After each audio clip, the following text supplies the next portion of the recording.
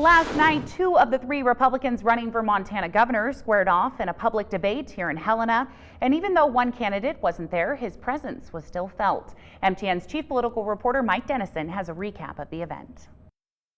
The two-person debate at Carroll College featured Attorney General Tim Fox and State Senator Al Olszewski of Kalispell. Republican Congressman Greg Gianforte said he couldn't be there because of a prior family commitment.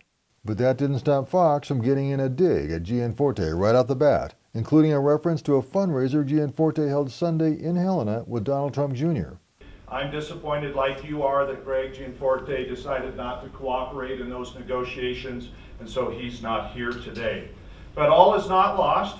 Just this week, you could have paid $1,000 for a special time with Greg here in Helena. The two candidates fielded questions about jobs and the economy from a panel of Carroll faculty and one student. When it came to education and worker shortages, both said Montana must place more focus on vocational education.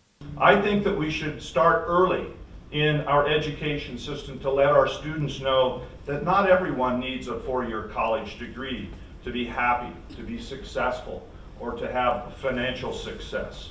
And Olszewski pointed to programs that he supported in the legislature and would expand to help push more students toward needed jobs in rural areas.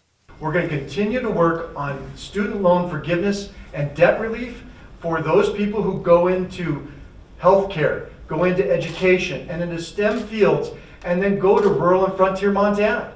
Olszewski also said he'd be a promoter of rural Montana, which he said can offer good jobs, and he gave a full-throated endorsement of coal development. Whether you like it or not, our world lives on coal.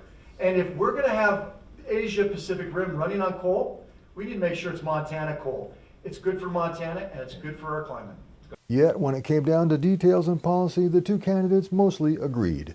The only real sparks came when Fox sought to point out differences between himself and Mr. Gianforte.